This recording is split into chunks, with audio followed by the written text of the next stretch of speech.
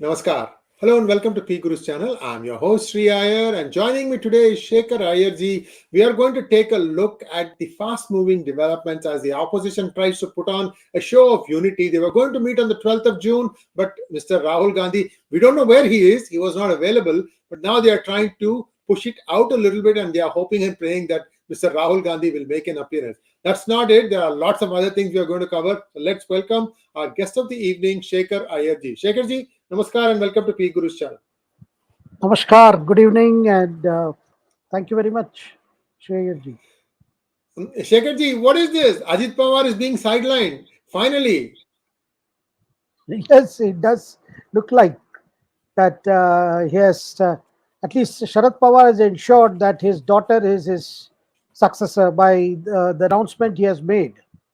Today was the 25th anniversary of the founding of the Nationalist Congress Party by Sharad Pawar.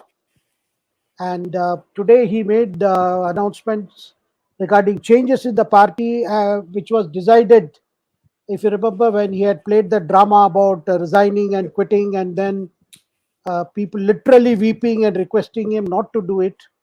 And then today he appointed his daughter as working president. And in order that it does not appear he is only appointing his daughter, he also appointed Praful Patel as another working president.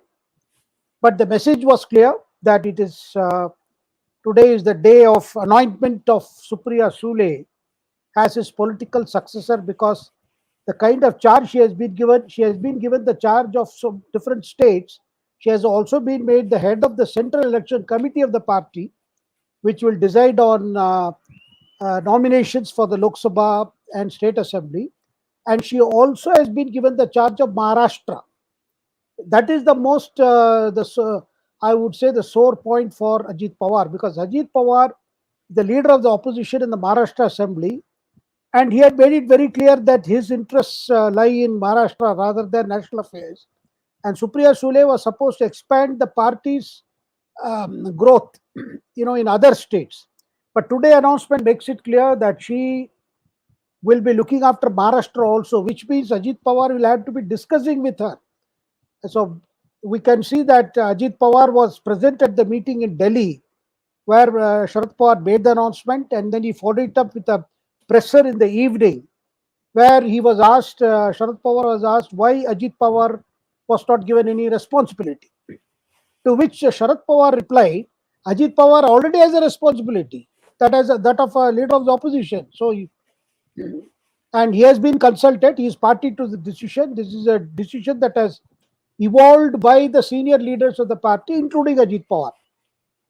But Ajit Pawar did not address the presser in Delhi. He straight flew from Delhi to Pune. Here he met some journalists in Pune, and where he said, look, uh, one cannot say I am unhappy, which is, instead of saying that I am happy or, or I am delighted or anything like that, he said, one cannot say I am not unhappy.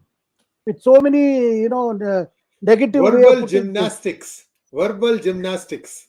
And before he left Delhi, of course, he had put out a tweet saying that he wishes all the people who have been given new responsibilities to do their best for the party.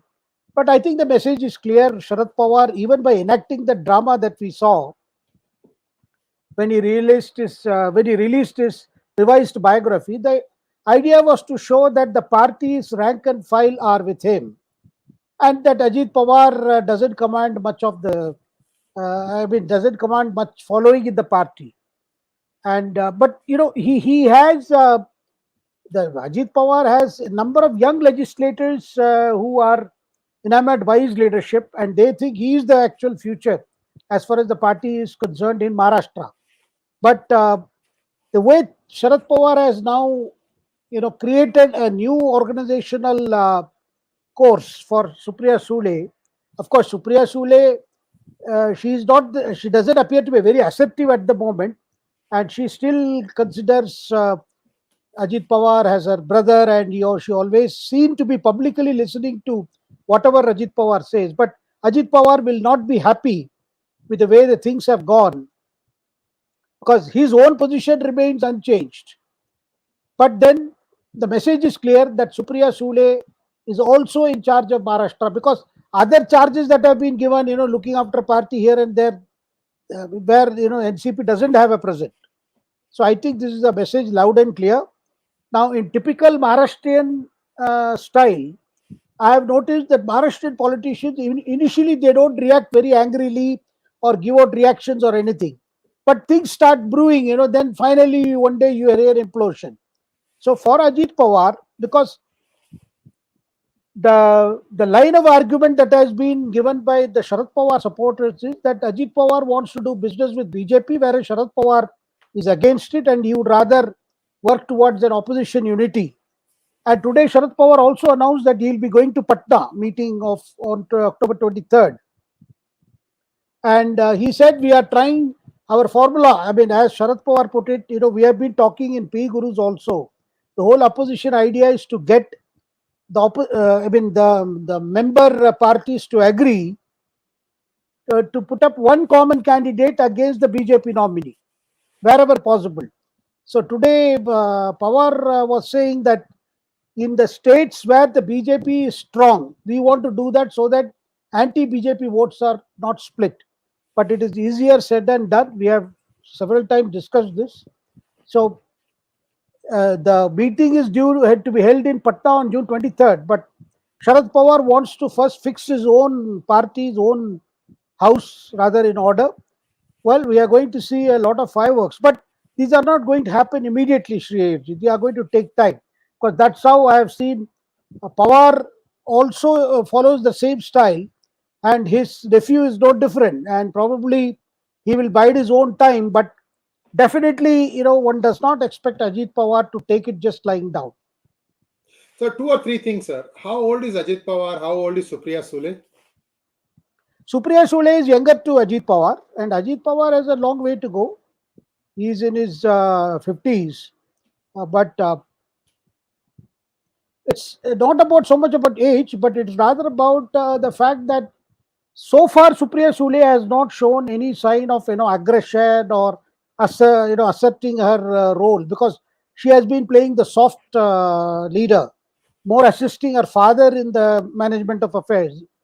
And Sharad Pawar and more his wife has been dealing with Ajit Pawar. Even that revolt in 2019, when that overnight, a government headed by Devendra Fadnavis and Ajit Pawar was sworn in. And then Ajit Pawar had initially promised the BJP he would get a lot of NCP MLAs to switch over, but that didn't happen. And then the government collapsed. Then this Sharad Pawar managed to bring this Shiv Sena and Congress, and what we know as Mahavikas Akadi came into existence. And that collapsed when Shiv Sena split. Uh, the whole idea is, it seems Pawar at least wants to convey that his long cherished dream of seeing his daughter as his successor, you know, that desire, that ambition to see his daughter in his place in the party, that has been rather fulfilled by this new arrangement. Because ultimately, the Sharad Pawar had a difficulty in choosing his nephew or his daughter. And finally, blood is thicker than water, they say, but blood is even more thicker within your own family, even among siblings. Sir, quick question. Will Supriya Sule be able to match the wile and guile of Ajit Pawar in a post Sharad Pawar scenario? So definitely not, because if Sharad Pawar is away from the scene in a scenario like that, it will be Ajit Pawar who will be able to draw more leaders, in the sense, because Ajit Pawar's style is completely different than Sharad Pawar's even. He is seen as a very assertive leader, very forceful leader, and an effective leader. Because when he was deputy chief minister in the previous, when they had an arrangement with the Congress, he was always seen as a person who is on the move, reaches the crisis situation, and then takes snap decisions, see that it gets implemented. His image is one of a person who, does, as a kind of a person who is a man of action. Because Sharad Pawar also, in his younger days, was known as a man of action. But Sharad Pawar was more, I would say, a cautious leader who would weigh and consider and see, which side is literally buttered, and then take a decision. But here, Ajit Pawar is known to be more effective, vocal, and a good communicator also. So he can, articulate the issues clearly and come to the point. And the bureaucracy has a lot of respect for Ajit Pawar because of his decision-making style. So as a deputy chief minister, he was seen as the better performer than any other minister. And his ambition has been that ultimately he must get to lead the NCP and become a chief minister. And you saw before, all this talk of, NCP, a section of the NCP joining hands with BJP. You had Ajit Pawar himself saying, one day I'll be chief minister, and I can be a chief minister even now, things like that. So I think now the field is open for any game. So he must be singing "Aayega, Aayega, Aayega, Mera Din CM ka Aayega." Remember that Mahal song? Aayega, Yes. Aayega, Aayega. Chalo, he can keep on dreaming. Shekharji, one quick question. From what I'm hearing here, Ajit Pawar is 63 and Supriya Sule is 43. Devendra Fadnavis is around mid 40s or something like that. 53, sorry. Supriya Sule is 53. Devendra Fadnavis is considerably younger than these. And Ajit Pawar's son, it was rumored, was that he was in the same party where Disha Salian was thrown out from the 14th floor. This is Narayan Rana, if I remember correct, was the one who made that mention. Sir, this part has completely been still kept under wraps even by the incoming BJP government. Why are they not talking about Disha Salian's murder? Sir, this is not central to the politics that the parties are playing now. It could be, sir. Sir, it could be. See, one stroke, you're getting rid of the Shiv Sena of Aditya Thackeray. You're also getting rid of Ajit Pawar. I mean, why not? Sir, political parties in Maharashtra and political leaders more in Maharashtra, they do not get personal. I mean, it has never happened before. And it is now only you are seeing, income tax raids, ED raids, that too largely because of the pressure from the center, rather because of the Modi dispensation. They don't get after each other, and particularly on personal matters, I think they always follow a policy of touch me not. I do not touch you, you do not touch me, and that's a proper process. And as far as this particular thing that you are mentioning, I do not know what kind of evidence is available and what kind of what exactly is that, because there has been so much of hearsay, so many theories, so many but I can see that the political parties in Maharashtra will not tread anywhere near this speculation. Sir, a line has been crossed. They are trying to drag Amruta Fadnavis into a controversy now. That is why I'm even mentioning all this. No, Amruta controversy is nobody is dragging Amruta. Here, the Amruta was approached by this person, and then once when Amruta realized that this lady was trying to trap her, she approached police. So police egged her on to continue that conversation and engagement so that they can finally catch hold of that father-daughter duo. That is how it has come. It is not that Amruta has been caught midway or something like that. When this whole thing started itself, Amruta had gone to the police, and police wanted to record everything. That's how everything is on tape as to how the blackmail conspiracy was worked out. So I don't think this is a But sir, generally, sir, in politics, whether it is Sharad Pawar or Uddhav Thackeray, or you would have noticed even during Bal Thackeray's time, the political leaders in Maharashtra are completely different from other states. They don't get at each other's throat. This is the first time in Maharashtra, probably first under Devendra Fadnavis, and now because of more of cases registered by ED, income tax and all, where the political opponents are feeling the squeeze.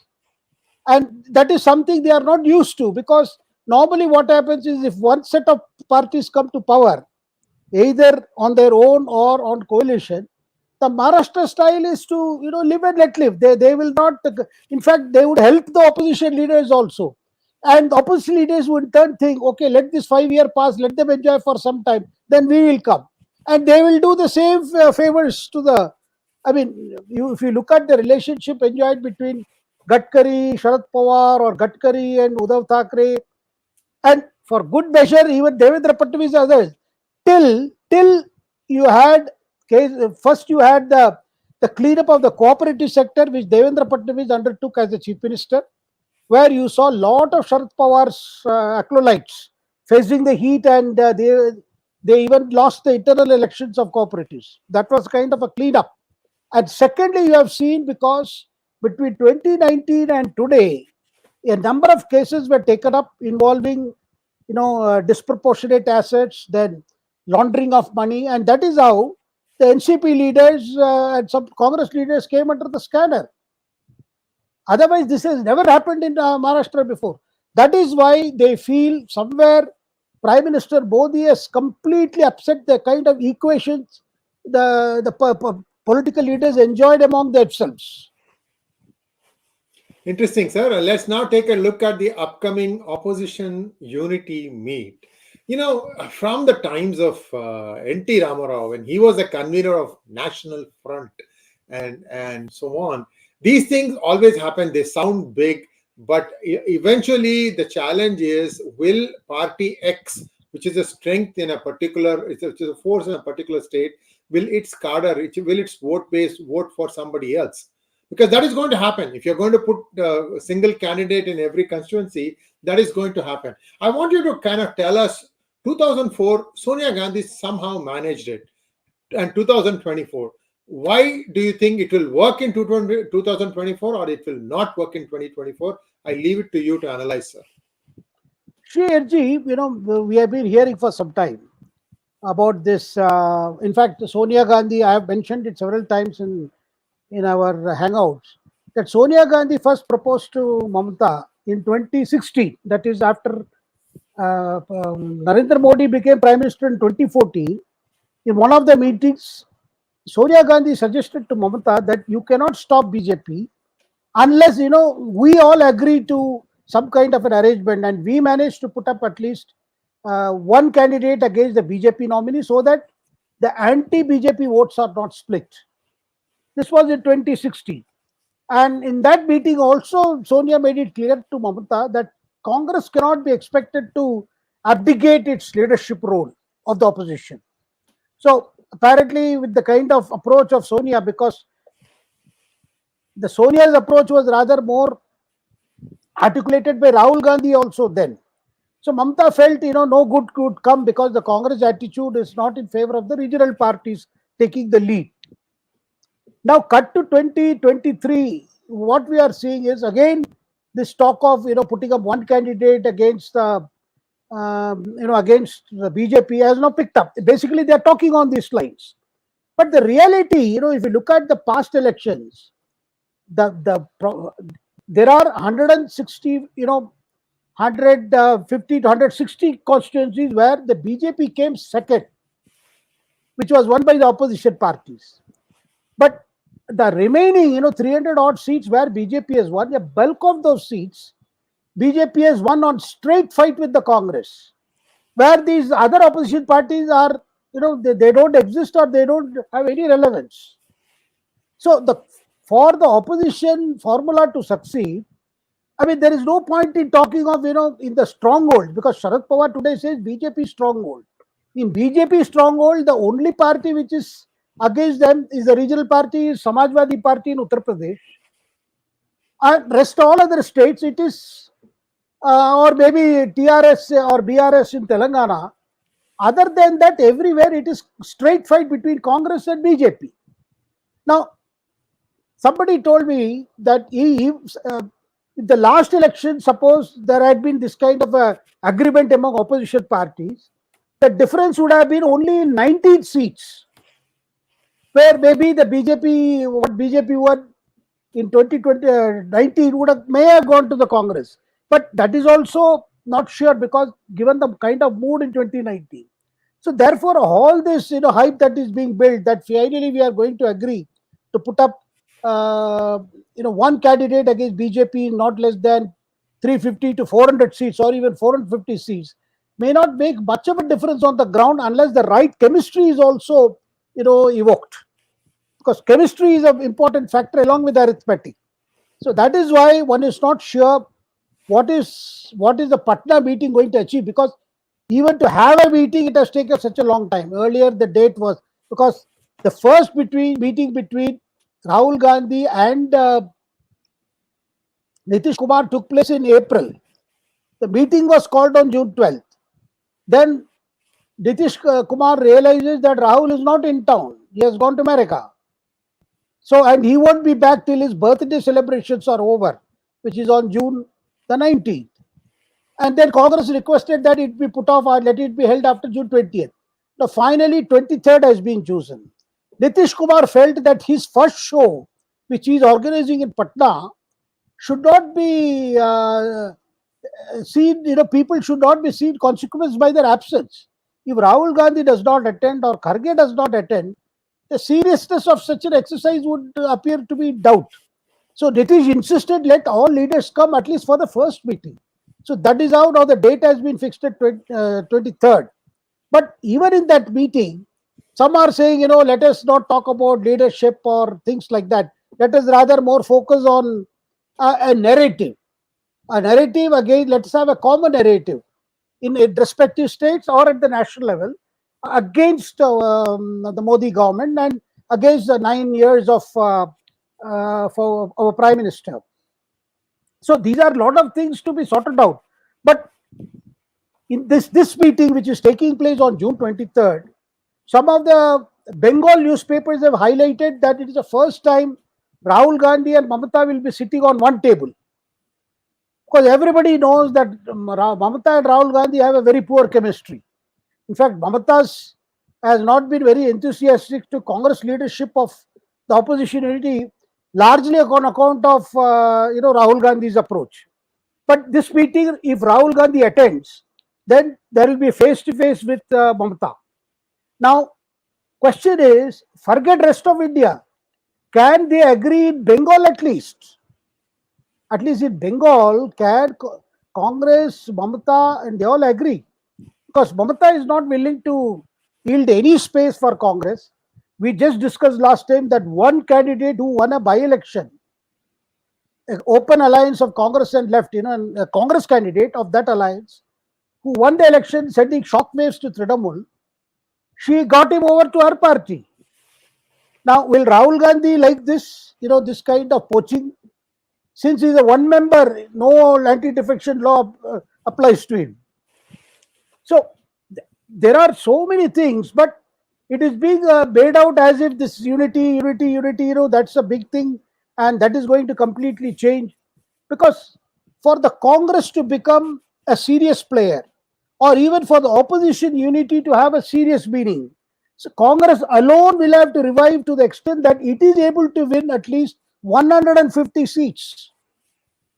If it can win 150 seats like it happened in 96, I mean close to that, maybe more than 120 seats, then you can see some semblance of a move for a non-BJP establishment in Delhi, which is a very tall order, because where will the Congress win? Can it win? Can it score enough numbers in Uttar Pradesh? That nobody is sure. Yes, they have done well in Himachal, they have done well in Karnataka, but what about Rajasthan? What about Madhya Pradesh? What about Chhattisgarh and Telangana? These are all very important states. So the question is, for the Congress itself, first we'll have to work and realize they will have to win 150 seats, because a non-BJP formation in Delhi post 2024 is not possible without Congress being a principal player, because no other party is directly facing BJP in so many constituencies as the Congress would face in 2024. These are some very practical issues. Of course, those who are chairing the opposition and those who are chairing this idea of unity of opposition at the moment are not looking at these very basic requirements, because the Congress has to revive in a very big way and win more than 100 plus seats. Then only it can be a serious player. Even Mamata winning all the 42 seats or KCR winning all the 17 seats in Telangana will not add much to challenging the BJP's dominance post 2024. So I think these are some very serious issues. And largely, I think the Patna meeting is more of an optics to show that they are getting down to business, because the issue of leadership of the opposition is also uh, is the elephant in the room, I would say again. But nobody is talking about it because they don't want to talk about it now, so that that doesn't become a discontent subject. Because ambitions of leaders like Sharad Pawar or Nitish Kumar, or why even Rahul Gandhi, if he can get out of that case, of his disqualification and his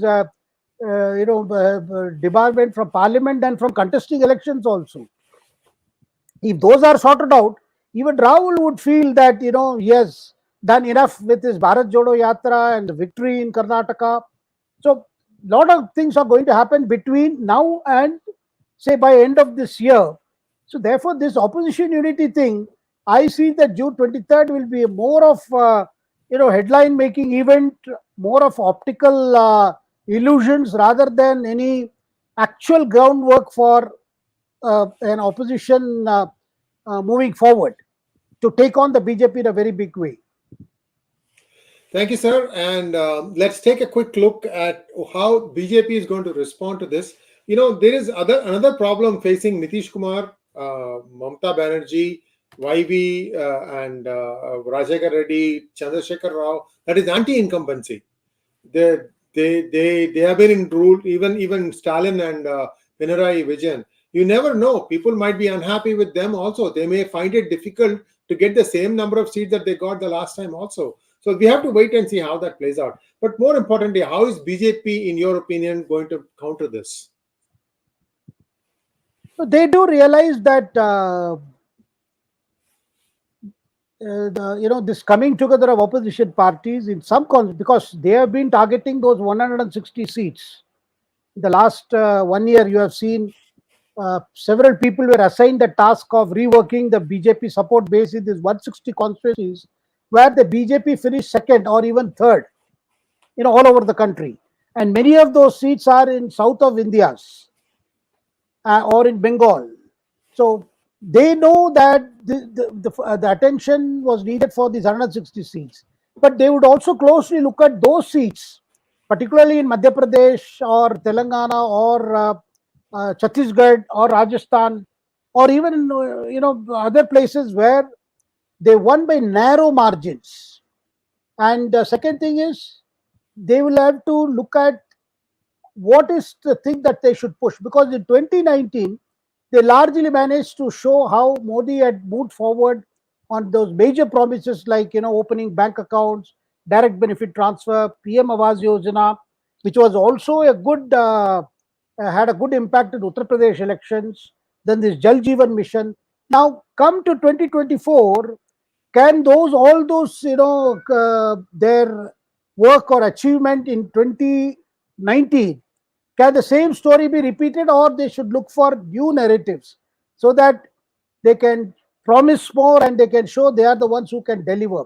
So that's a big challenge. So what we are going to see is on June the 11th, you are going to see all the BJP chief ministers and leaders of those states going to polls, the assembly polls end of this year, holding a brainstorming session in which Amit Shah and party president JP Nadda would join.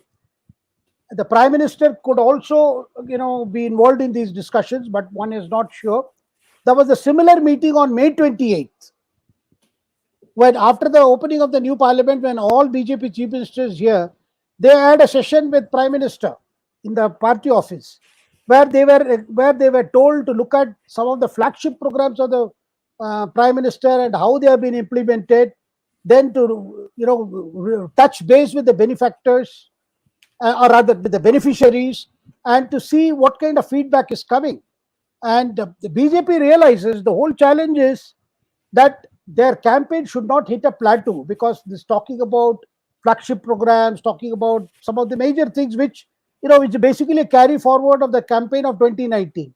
For 2024, they need new narrative along with the old one, but they have to see that there is no voter fatigue, because already the feedback after Karnataka was that despite Prime Minister drawing crowds, the BJP could not completely reverse the situation which had been created by its leaders in Karnataka. So their worry is there are also such, black holes in other areas, in other states, which are not visible until you approaching elections, come closer. Then you realize that there is a black hole. No matter what you do, it gets sucked, and then you lose the election. So there is worry and there is underlying anxiety too, because this is 10 years of. Because the next time when they go to the people, it is already 10 years. So they are very keen to show that they have brought about changes. You have seen how the party and its leaders have been trying to observe this 9 years of Modi. Several union ministers, party leaders have been on an outreach program trying to convince voters, look, we have done all this is our report card, and things like that. But something new would be required. This is a feeling that I get, that most of the party leaders feel that they have to do something. Now, that's something that has to be done. Is it a more of Hindutva? Because already there is a sense that, look, BJP feels that with all this unity, opposition unity, and then opposition has found what they consider to be a chavi or mantra for winning elections. Regularizing all this freebies as a kind of a welfare package. So much so, you have seen Chandrababu Naidu, who, like Modi, has been against this Revati culture. He has been resisting, but this time he has already come out with an interim manifesto, promising a lot of, I'll do this, I'll do this, I'll do this. And it's another story that Karnataka, the Congress is having a tough time trying to implement the 5 promises with several riders, and those riders in turn creating confusion. But, sir, this election 2024 is going to be between my freebies versus your freebies, from what is being offered by one party and by other party. And finally, everybody knows that once you are going into this, freebie versus freebies, very difficult for any other issue to be, that can be sold to the voter, that can be appealing, because nothing like cash on hand, which a party is promising when it comes to power. So that is a tough challenge for BJP, and that is what I am told they are going to sit and discuss and see how the BJP should respond to this new challenge. Because Congress has found it that it worked in Himachal and it worked in Karnataka. It's another story that they are having difficulty in implementation. But definitely at the national level too, Congress is going to work on a manifesto which may, promise that universal guaranteed income, which the UPA had thought of. Even in 2019 manifesto, they talked of that. So there could be more such promises, and depending on how the voters in Madhya Pradesh respond. Of course, in Madhya Pradesh, Kamal Nath has decided to give his own dose of Hindutva, because he has been courting a lot of these religious leaders, and because he does not share too much of what Rahul Gandhi considers as a very abhorrent practice. So you can see that he's seen with nurturing some local religious leaders who are pleading for the Congress. So his approach is different, but he too has a lot of these Revati ideas or freebie ideas. Now Rajasthan, Ashok Gehlot, you have already seen, after somehow ensuring that Sachin Pilot challenge is no more than a headline, he is also talking about what all his government has done, promising much more. Sherji. Yeah, a couple of things. Viewers, please like this video. I know you have a lot of choices, but this one we are going to cover some very interesting viewpoints that perhaps you may have not seen in main channel. BJP, for example, has imported a lot of people, including one minister today. I think he is the information and technology minister, if I'm not wrong, or if something. He's a minister for sure. Can we have the video, please? The slide, please. So here you go. So here, no, not this one. One second, just 1 second. It's not coming up with the full picture. I don't know why. Just 1 second, sir. This is the best we can do. Can you make this picture a little bit bigger? Okay, fine. Thank you. So in 2016, Mr. Rajiv Chandrasekhar was all praised for Raghuram Rajan. And now he's singing the exact opposite tune, 7 years' time. Many people have accused Mr. Rajiv Chandrasekhar. He was also a media baron before this. He used to have this channel called Asianet. In Malayalam, it will be anti-BJP, but outside of Kerala, it will be pro-BJP. This was even before he joined BJP. So what happens is when you have this kind of one way and then the exact opposite way, and now if BJP takes on TDP, same problem is going to happen. So these kinds of things, these kinds of problems have to be addressed by the BJP. In fact, there is an addendum to this picture that I'm not seeing here. There you go. So this is where my point is. Dr. Swami has been consistent. He said Raghuram Rajan has done poorly for the Indian economy. He has really messed it up. If I remember correctly, in 2015, my very first interview with Dr. Swami, he mentioned this. 2015. He was not even a Rajya Sabha member. Early 2015, he mentioned this. So it still took 2 years before he was eased out. What happens is suddenly you can't make a reverse and say somebody who was good is now bad. Why Rajiv Chandrasekhar is saying this? Maybe they think that if the opposition were to come together, that RRR, Raghu Ram Rajan, might become the finance minister. They're trying to warn people about this. In fact, there was an interesting episode that I want to share with the viewers. I don't know if you have seen this. I may have said this thing in a previous episode. Dr. Roxna Swami, she had released a book. She had written a book about, I think, evolving with Dr. Subramaniam Swami, a roller coaster ride. Fantastic book from the spouse of somebody who was what you call as a maverick. So fantastic truths in that. So in that, it was Priya Sehgal who was moderating the discussion, and one of the invited speakers was Rajiv Sardesai. Rajiv Sardesai comes there. What is he supposed to do? See, his mother and Dr. Roxna Swami were supposed to be schoolmates.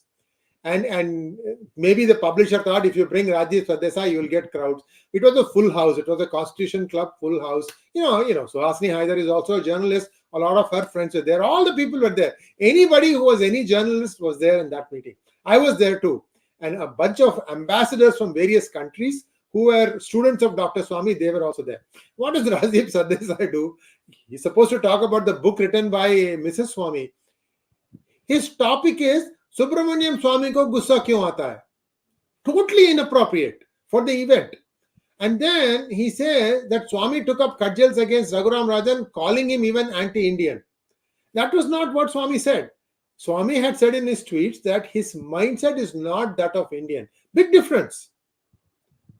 This guy was trying to basically play mischief. When I pointed it out to him, he doesn't even have the courtesy to, mention me by name. This is the kind of journalist that you are still listening to, guys. I'm saying this for the first time because I really got fed up with what he was trying to say that day. 30, 40 minutes of drone. Listen, you're supposed to talk about the book. Maybe he didn't have a chance to read the book. Or maybe somebody told him, this is what you shall talk. Go and run Dr. Swami down. This is one of the, this is the more... I mean, I haven't gone to a lot of these events, but in my opinion, these are the worst behaviors. Anyway, so all I'm trying to say is people try to keep running down Swami on Raghuram Rajan, but he was absolutely right from the day one. And still people will say, I will see 10 comments here. But Swami brought down Vajpayee government. In effect, he did not. We have said this proven beyond doubt 10 different ways that he didn't do it. He always said, I'm going to bring you down. So what is there in saying that he brought it down? He said he was going to bring you down.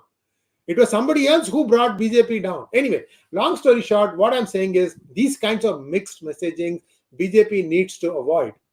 And Rajiv Chandrasekhar is not somebody who just comes up and gives a comment. If it was engineered, clearly somebody in BJP needs to really sharpen up this messaging. Shekharji, I am telling you, even in this card that we talked about, that debit card of 5,000 rupees, I'm yet to hear BJP say a word properly about it. It is Janata Dal who's making all the noise. You see what I'm trying to say, right? Yeah, indeed. There are several areas where there are serious gaps in the perception of promise and performance, and those are the areas that actually they develop, gain momentum, and they hit you on the face.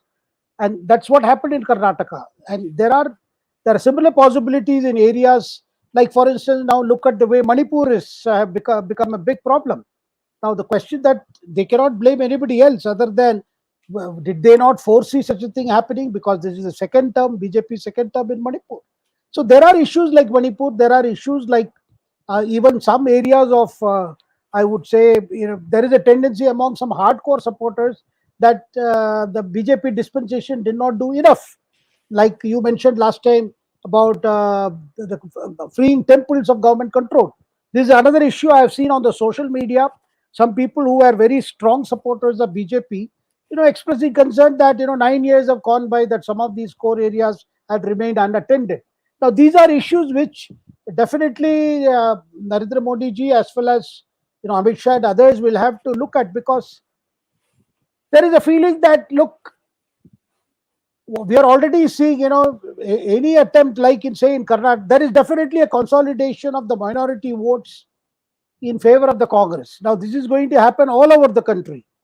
Now, all that Congress needs to do more is to get more of, say, Dalit votes or OBC vote, and then you could see the electoral arithmetic of it being, you know, being changed in constituency after constituency, depending on what is the overall mood that is going to be there when we face elections. So there are serious areas, and that I believe that is what will engage the BJP leaders' attention on June 11th and subsequently. So there is also one other serious. You glad that you brought up OBC votes. There's a serious problem that the OBC Commission has discovered. They found 4 states: Punjab, Bihar, Rajasthan, and West Bengal, where it is being, see, the OBC seats are not being filled up. That is in some states. In other states, the Muslims, illegal immigrants, have not only got citizenship, but they are also getting OBC benefits. How the heck can the state government assign something like this? It is beyond me. See, Shekharji, this part about abusing just to do anything to get a vote is really bad. Do you know the status of that linking of voter card with Aadhaar card? Has every state done it? Will 2024 be clean? Yeah, that has been done. Aadhaar card and voter card has been done. I mean, that, in fact, for the last couple of years, the Election Commission has been doing. But this particular problem, Sherji, because some of the Muslim, some of the OBC caste, who fall under the Muslim category, many states have allowed, even the central list also, some of these communities have been listed as OBC. But it is Bengal, the figures are very surprising. As Hansraj Ahir, the chairman of the National Commission for Backward Classes, Hansraj Ahir, said today, in West Bengal there are 179 OBC castes, of which 118 belong to Muslim community, which is quite a large number, considering the Muslim population in Bengal, and Muslim are a factor in at least 30% of the constituency is there.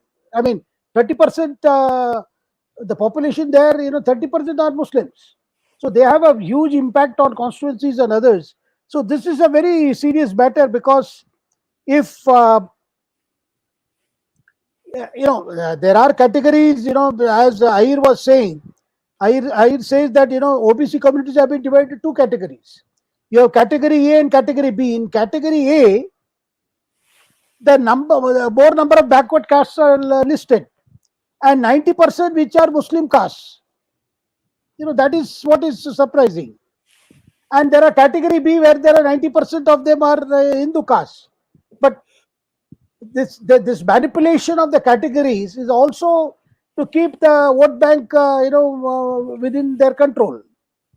Shekharji, something doesn't make sense to me. Muslims were the rulers for close to 1200 years before the British came along. And as such, they enjoyed the perks and privilege of being in power. The kind of jizya that they levied and the forceful conversion that they did, the implication is clear. Muslims don't require any reservations. So why is even the Central Reservation Commission, whoever sits and decides this thing, giving reservations to Muslims, sir? No, the rationale was that some of the communities have been engaged in certain professions which have been also done by other backward castes, and because they were engaged in certain trade, they were socially ostracized even by the rest of the other Muslims. That's why there is this concept of Pasmanda Muslims, Muslims who are actually Dalit Muslims, who are very backward Muslims, who do not enjoy equality in status with the other rest of the Muslims. And in fact, BJP had recently undertaken outreach towards Pasmanda Muslim, much to the I would say unhappiness of their core Hindu supporters, who said that there is no point in cultivating these Pasmandas or trying to outreach them, because in any case they are not going to vote for the BJP. So some of the core Hindutva supporters have been very upset with BJP that you haven't realized there's no point in your wasting energy. But the other thing is, look, in terms of social backwardness, in terms of economic backwardness too, these communities are more identified by the caste, though they fall under the category of following Islam. But the profession, their trade, and the way where their spread is more due to their social and economic backwardness. So that was the argument that was placed before Mandal Commission also, and subsequently that is how they got. And as a political entity also, these Pasmanda Muslims, are sought after by all parties who are, and in fact, one of the persons in Bihar who was a great proponent of, cultivating Pasmanda Muslims was late Ramvilas Paswan. His party used to frequently hold, Lok Janshakti Party, LJP, used to frequently hold seminars, conferences, workshops, and trying to get the Pasmanda into their fold. That BJP has undertaken now, saying that we need to look at Pasmanda Muslims, because Muslims are not such a monolithic structure, as one vote. There is a tendency to, particularly of these sections, who gravitate towards parties which are exposing the OBC cause. Sir, simple equation, sir. Ashrafiyas constitute 10% of the Muslim population in India, and they control 90% of the power. 90%. These Ashrafiyas are those who are not Pasmanda Muslims. All the upper caste converts into, because there are no Turk Muslims left. There are no Turkic, Middle East. None of them are here left. They have all gone back, or they have settled abroad also, like Aga Khan. So just get this mind out. I mean, I don't see the Muslims changing their mindset unless village by village they say we are doing Garwa. See, the entire village turns Hindu. That kind of stuff happens. I don't think that movement is not, I mean, it's going to be happening before 2024 at least. What I'm trying to say is India is also denying some people their due benefits by doing this. Just because one baby starts crying more, you start giving that baby milk. This doesn't work, in my opinion. So what I'm trying to say, this reservation stuff has become big albatross. We don't know how many needy people are losing out because of this, sir. Yeah, indeed. This is that is what is said about the whole idea of OBC reservation, the creamy layer concept, and parties have even divided Dalits into Mahadalits. That is what Nitish Kumar's singular achievement in Bihar was, that further categorization. But all these new categories and bringing new categorization, it does confuse. The other problems are when it comes to, like for instance, we have seen in what is happening in Uttarakashi.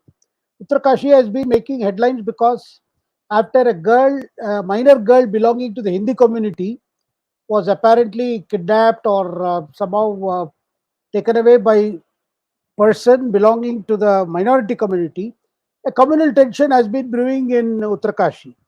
And the local people there have been, with the help of some Hindu groups, have been, telling those Muslim families to leave the town, leave that Hindu pilgrimage town, saying that they should leave that place because what happened to a Hindu minor girl. Now, this has taken a religious overtone, and there have been reports about Muslim houses being marked, and then people trying to threaten them to leave the place. So that is something which has worried the government of India also, because this makes for a lot of bad press. And also, people are trying to say the similar thing happened when Jews were targeted in Hitler's Germany. So we have seen a lot of noise, a lot of outrage over these reports coming from Uttarakashi. Well, it's not easy to solve, but I think there is a sentiment now growing that the Muslims are trying to take advantage of generosity of Hindus. I'm just telling you 20,000 foot level. People can say, oh, you're sitting halfway across the world and saying this thing. No, no. I spend a lot of time in India. So, in fact, I travel more than most Indians do inside India too. So, let's take some questions, Shekharji, 5 or 6 questions before we wrap up. Bharani Chandar wants to know, is there any new update to the Odisha issue sabotage or human error? How is Modi going to counter Revdi's? Don't ask 4 questions, Bharani. One question at a time. Odisha issue sabotage. Well, the CBI is got into it now. They have CBI officials have been visiting those places. And second thing that has happened is Railways has issued a strict guidelines to all the regional railways, to various zonal railways rather, asking them to secure the signaling wherever the signaling systems are located in different sections. Particularly to look at the security, look at their tamper proof, and then the access is not given to unauthorized persons. All those fundamentals, care that should have been taken are now being taken because they fear that. And then today, I saw a number of former police chiefs, even former judges, writing a letter to the Prime Minister, expressing concern about the possibility of forces inimical to India, like the ISI, attempting similar such accidents or mishaps, in different places, and the need for caution, need for vigilance. And this appeal from former diplomats, former IAS officers has come at a time when there is a concerted effort by the opposition to question the very possibility of a sabotage angle to this. Somehow the opposition is not very happy with this investigation into whether there is any possibility of a scope for a sabotage involving Coromandel Express. So there are, already there is a public campaign for or against, and some opposition leaders are saying this whole sabotage theory is to hide the mistakes done by the government, or to hide the acts of omission and commission from the government side, things like that. But definitely there is a worry about why the government is probing the sabotage angle. Sir, simple logic, sir. This government at least tries to do something. The other guys are just busy eating and hollowing out financial institutions. Rascals, every one of them. Let's go to the next question. He wants to know. No, go back to him. Bharani, please don't put 3-4 questions in one. Go back to the previous one. I just want to touch on the Revdi culture. How do you think Modi is going to counter Revdi culture, sir, in your opinion? Well, there have been some attempts by his government to trying to make a distinction between genuine welfareism and Revdi. I mean, genuine measures to lift people out of poverty and this just doling out money. But I think the the differences are too thin, and once welfareism can appear as remedy for another. So I think the government increasingly sees that options are limited when the elections are going to happen very soon. But Prime Minister left himself, he is known to be against remedy culture. He has spoken out several times. I don't think he'll so easily he will compromise. But the pressure within the party is growing. Definitely, I hear different state leaders sending SOS to saying, look, we have to do something to counter the opposition. We have to do something to prevent, opposition completely wooing our voters by promising heaven and earth and whatnot. So, therefore, it is a worrisome problem because so far, Prime Minister has resisted these temptations. We have seen the 9 years has been a lot of fiscal discipline, a lot of efforts to see that we get value for money for many projects.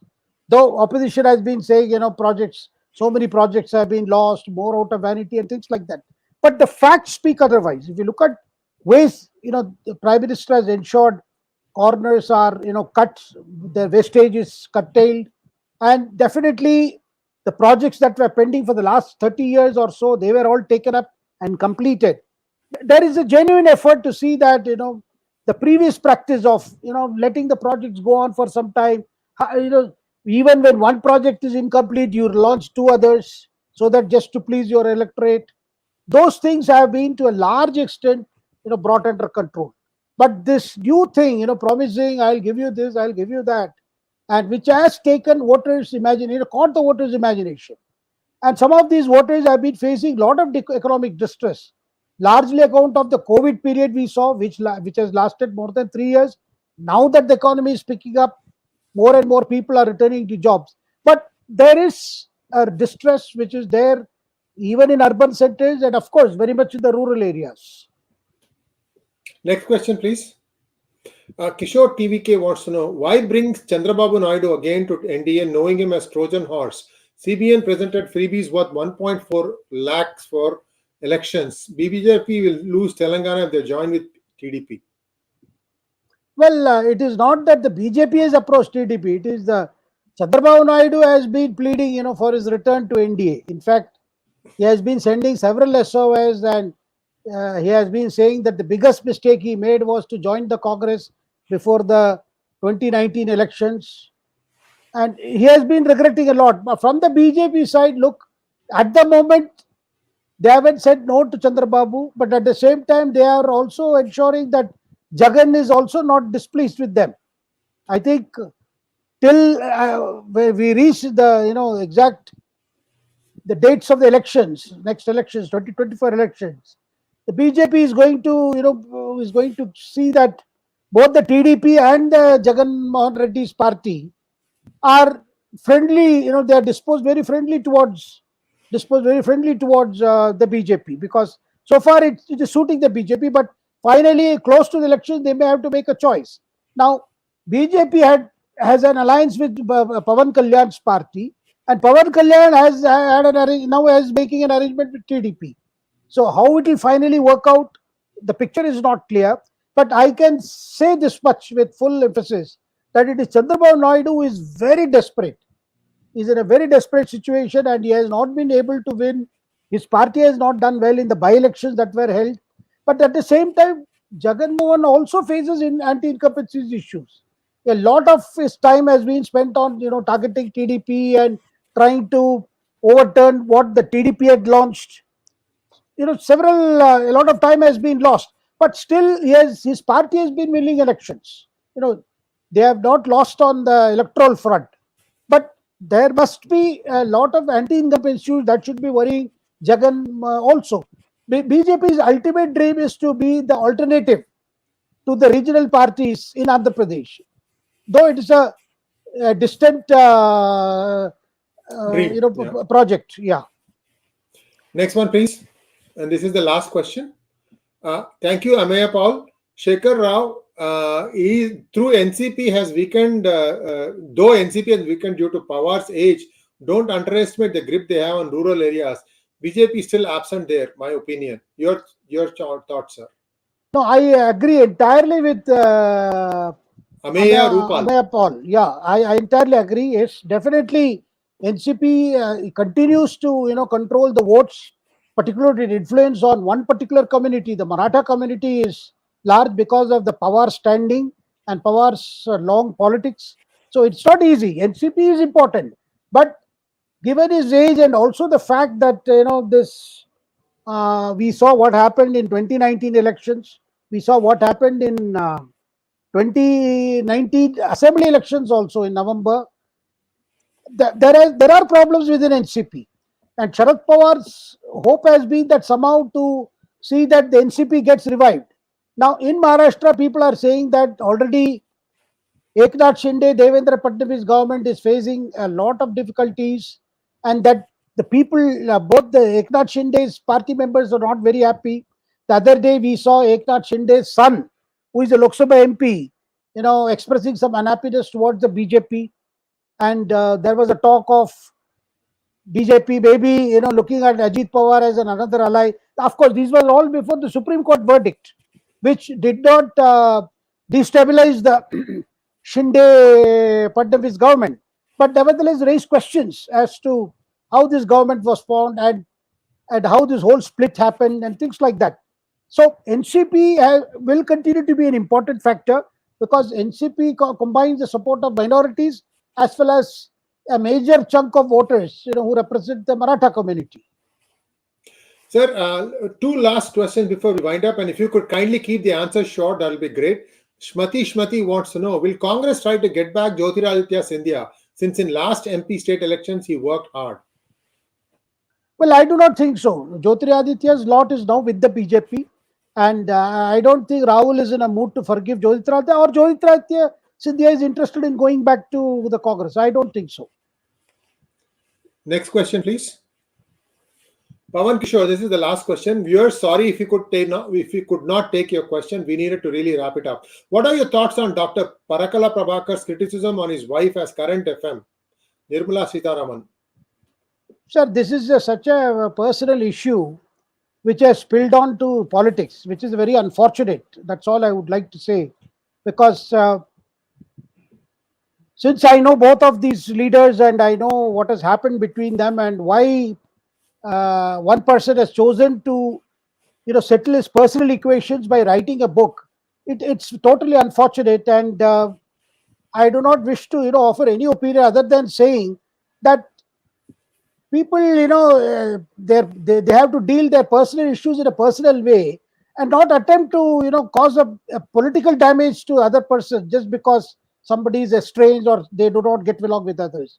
This is solidly an unfortunate part, and people are using Parakala to attack Modi by targeting Nirmala Sitharamanji, which is very unfortunate. Because in politics, you play straight. I mean, you take it up. Here, some people are using Parakala. I mean, that is very, very unfortunate. And incidentally, I know Parakala Prabhakar himself very well. And he has been in the Congress party. He has been in Every party, every BJP also. party. Yeah. And finally, because of his own personal problems, with his own personal issues, I mean, he is targeting somebody who for personal reasons, which I feel should not be a matter of public debate. Rather, it's a very unfortunate chapter, I would say. Thank you so much, Shekhar ji. And that brings us to a close of today's program. Please like, share, and subscribe to our channel. Don't forget to click on the bell button for notifications. Namaskar.